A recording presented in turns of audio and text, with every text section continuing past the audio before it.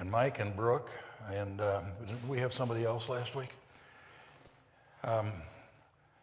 Whoever it is, I'm sorry. But the last several weeks we've been taking a look at Jesus and the final trip into his final journey into Jerusalem. Today we talk about Gethsemane. Now, for those of you who may not be aware, the Greek Hebrew meaning of Gethsemane is olive press. It is also the place where it was known as the garden.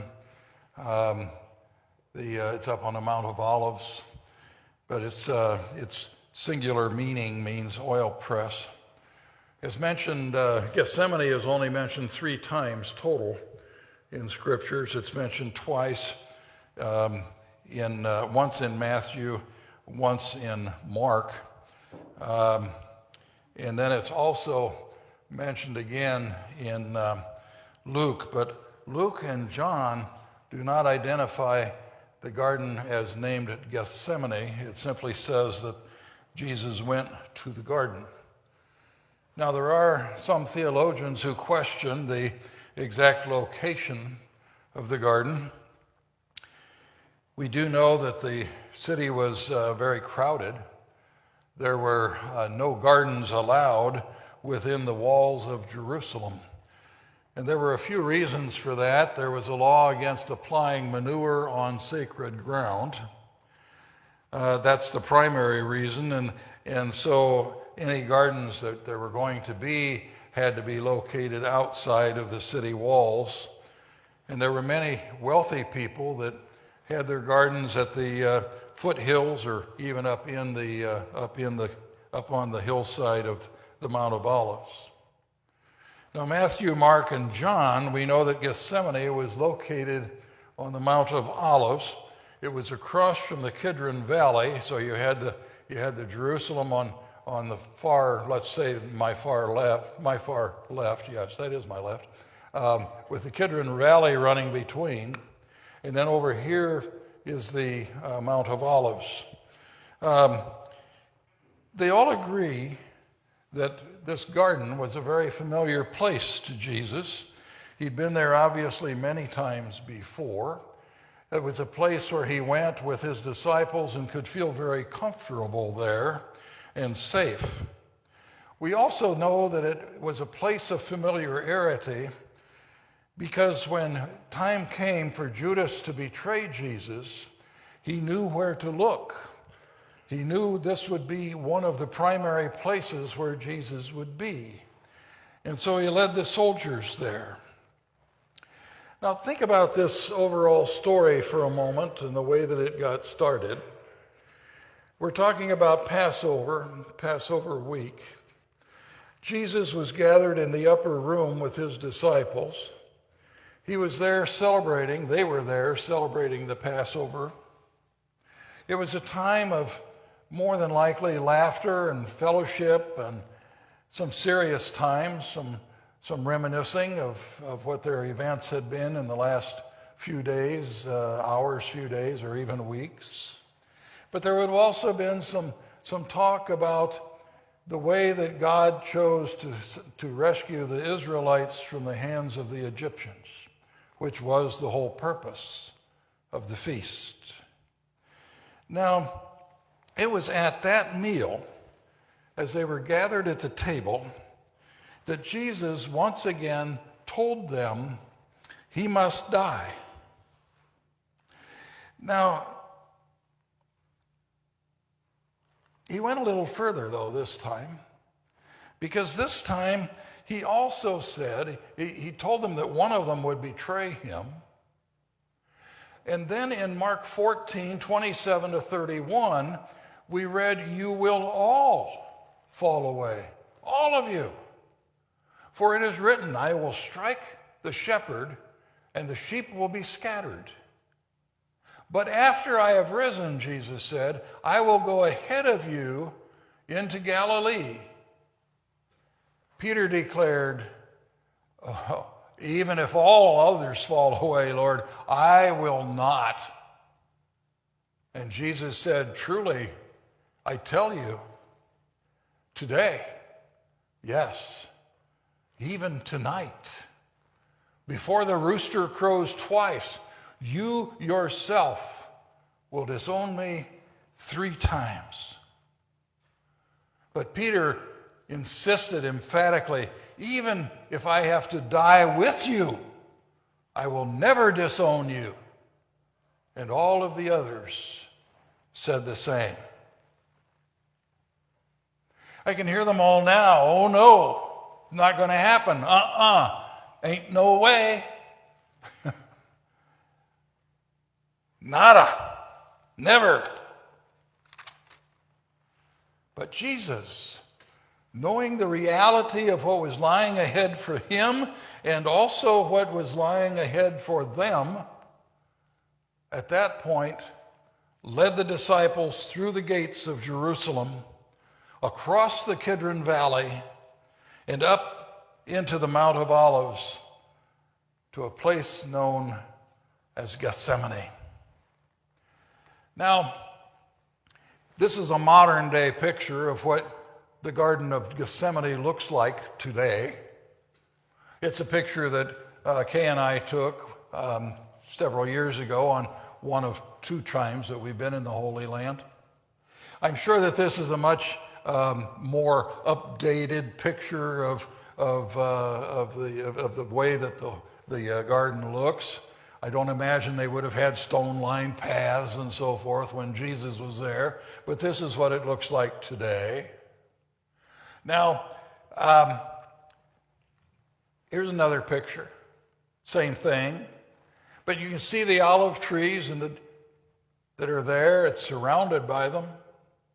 Now, if you look to your left of the path, to your right of the path, there's a rather big tree right in the middle.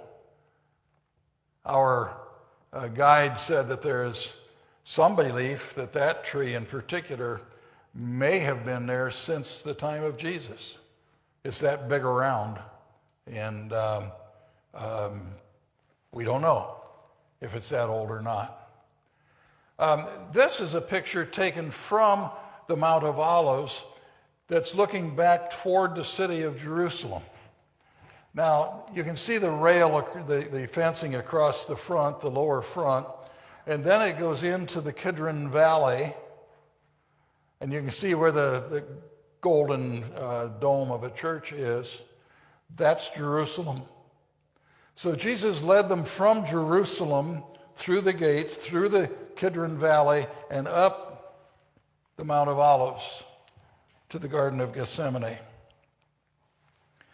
Now, William Barclay says, and I quote for just a moment, when Jesus went to Gethsemane, there were 2 things that he sorely desired. One of those was human fellowship of friends. And he also wanted God fellowship, to be able to spend time with his Creator, his Father. And he reminds us of a text that is in Genesis 2:18, which says that it is not good for man to be alone. Think about ourselves in our own situations sometimes. When we're in trouble, when we're dealing with something that's weighing heavily on our hearts, sometimes we want people to just be around us. Not necessarily that we will talk to them, or not necessarily that they would talk with us, just to know that someone is there. Someone cares enough to be with us in that time of crisis.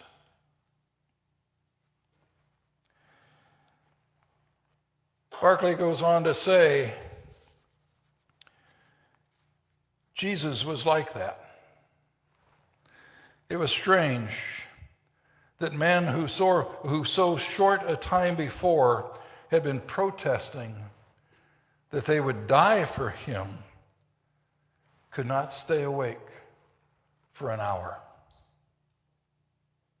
But no one can blame them, he says, for the excitement and the tension had drained all their strength and their resistance.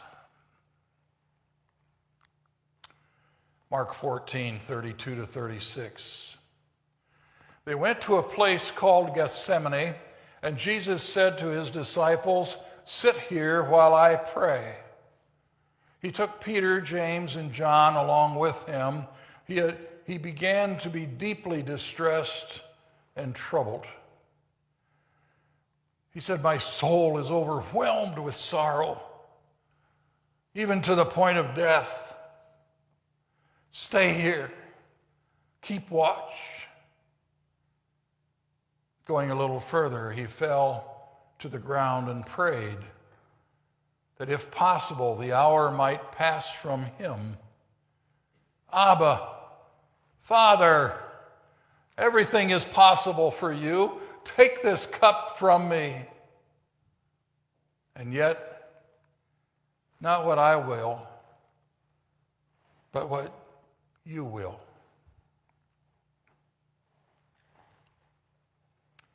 I think there are several points that we need to consider in this text today. As we think about the prayer that Jesus just prayed, "Take this cup from me. I don't want to do this, God. I don't want to travel this road." We need to think about that prayer. Not my will, but your will. You see, to pray this prayer demands a surrender of the soul. Do you see the depth of Jesus' commitment? Do you feel his pain? Do you sense his anguish in those words? "My soul is overwhelmed with sorrow, even to the point of death." King James says, "My soul is exceedingly sorrowful." Jesus prayed this prayer in preparation for going to the cross, in preparation of a total surrender of himself, total surrender to God. Abba, it's Aramaic for Father. Jesus didn't want to die. He's 33 years of age. No one wants to die when the best years are still ahead of us. He'd done so little. There was still so much to do. There's a whole world to be saved. Besides, he knew what a crucifixion was like. His was not the first.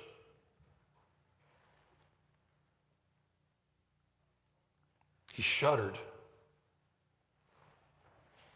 He knew he had to go forward. He knew there was no turning back. And he knew at the very beginning of our Lenten series a few weeks ago when it said that Jesus set his face to Jerusalem and he was going there to die. He knew it.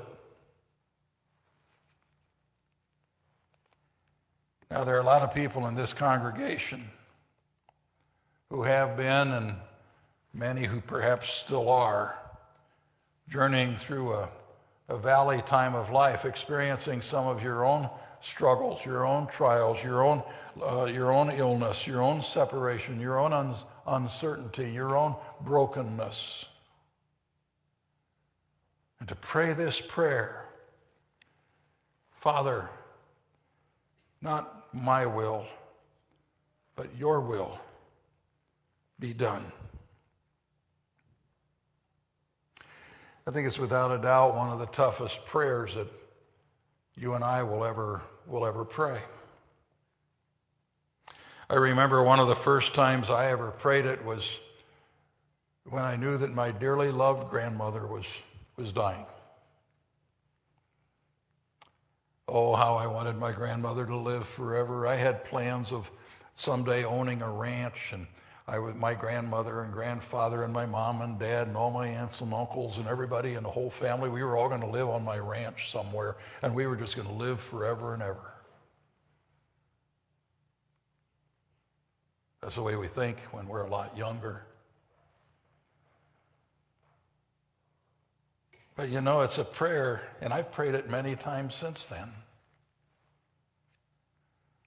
Some personal situations as well as other times of trial. And as I said, every one of us has to pray it. And yet, isn't that what we say in the Lord's Prayer? Thy will be done. Not mine. I think it's also not only a surrender of the soul, I think it's also a surrender of the spirit.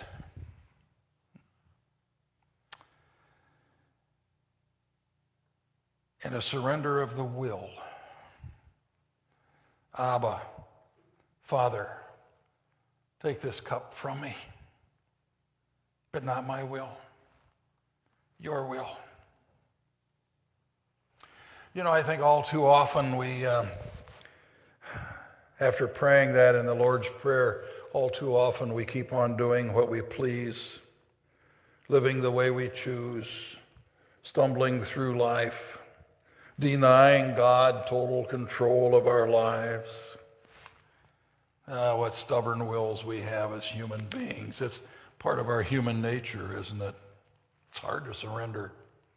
We want to be in control, not somebody else. Paul tells us in Romans 7, verses 15 to 25, he talks about,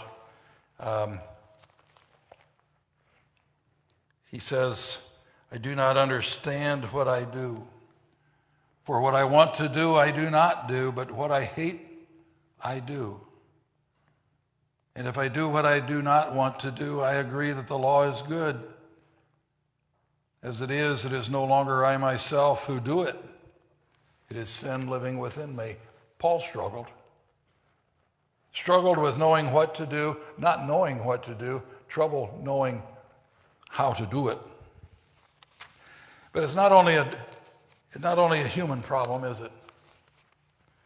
Did you ever try to take a dog somewhere where the dog doesn't want to go? A couple of days ago, I was sitting in my living room, and the neighbor lady came out from across the street. She has a little dog. It's a Morkie, I think is what it's called. A Yorkie and a what? A Maltese. Sorry about that. She took the dog out, and the dog went across the yard on a leash. And she got ready to go back over to the driveway, and the dog stayed there, and she's over here at the driveway, still with the dog hooked up to the leash. She went back across the yard to the dog, and she talked to the dog for a minute and walked back across the driveway. The dog didn't move. She did. I saw her the third time she went back across the yard, and this time she got behind the dog, and this time she's pushing the dog from the back end, encouraging the dog to go, which it finally did. Then she walked across the street. She got to right in front of our house, and the dog just sat down again and wasn't going to go anywhere. We're like that. Have to be prodded sometimes, don't we? Nudged along. Think about your own life for a minute. Do you refuse to come to Christ and surrender your will to his will? Are there times when you do that? Have you refused to forgive someone, a loved one, a friend, a spouse, a neighbor, because of your stubborn will and your refusal to surrender? How much better life would be when we finally make his will our will.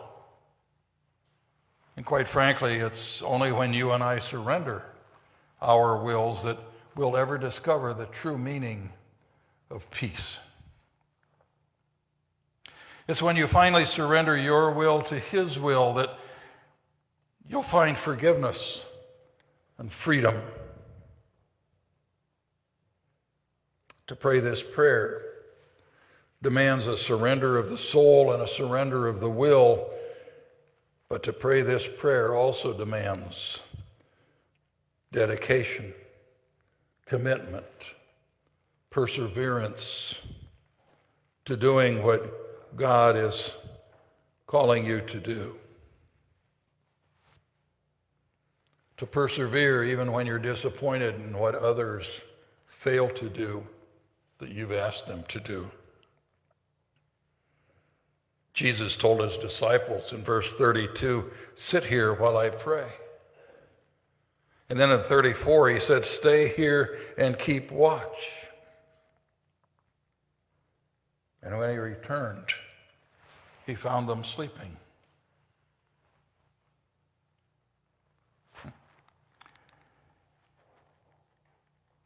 Jesus knew what was ahead of him. He knew from the very beginning this was not going to be an easy journey. He knew they would all fall away. And I think Jesus is saying, you will all fall away too, you and me.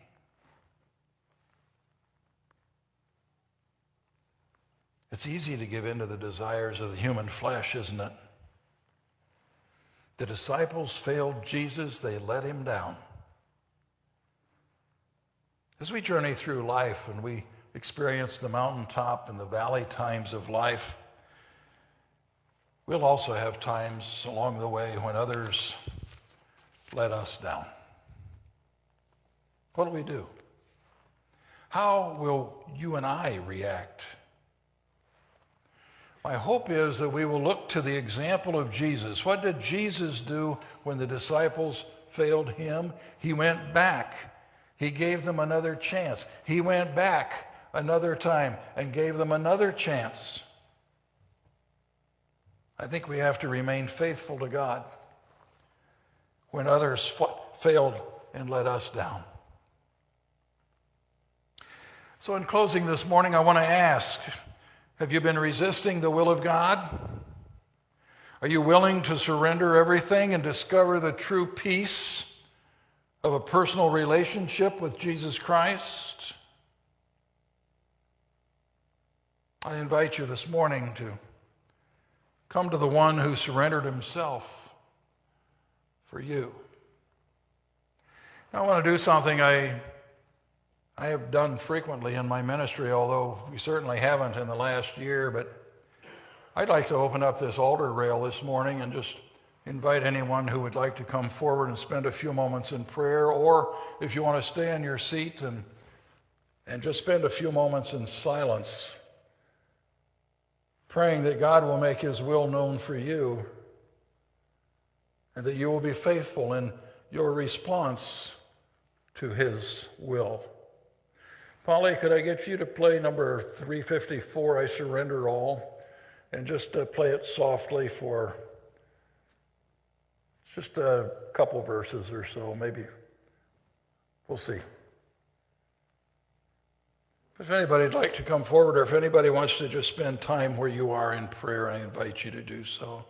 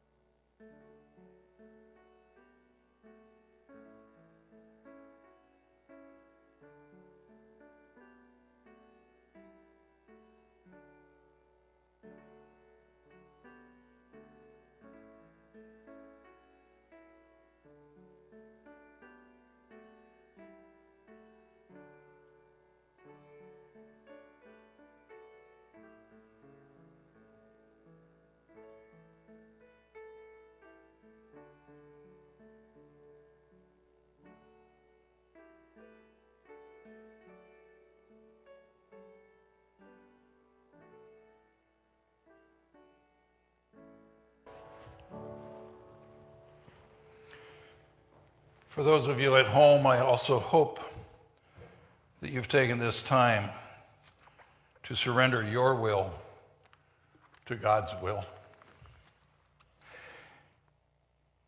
I think sometimes that's a daily challenge. It's not always easy to get up in the morning knowing what's going on or knowing what it is we're going to face.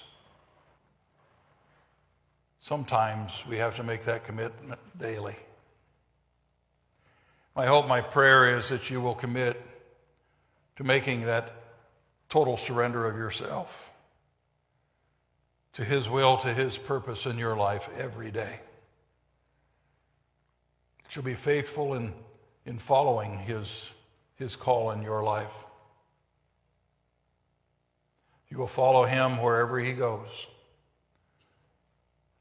to the cross and beyond.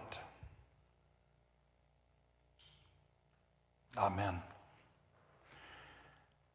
For those of you watching on Facebook, this concludes our service.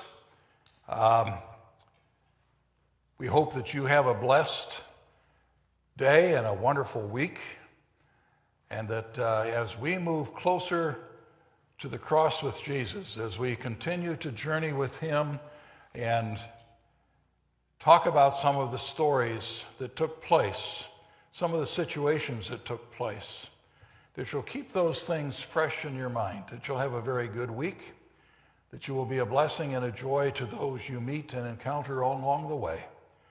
And we look forward to seeing you next week. Go in peace. Amen.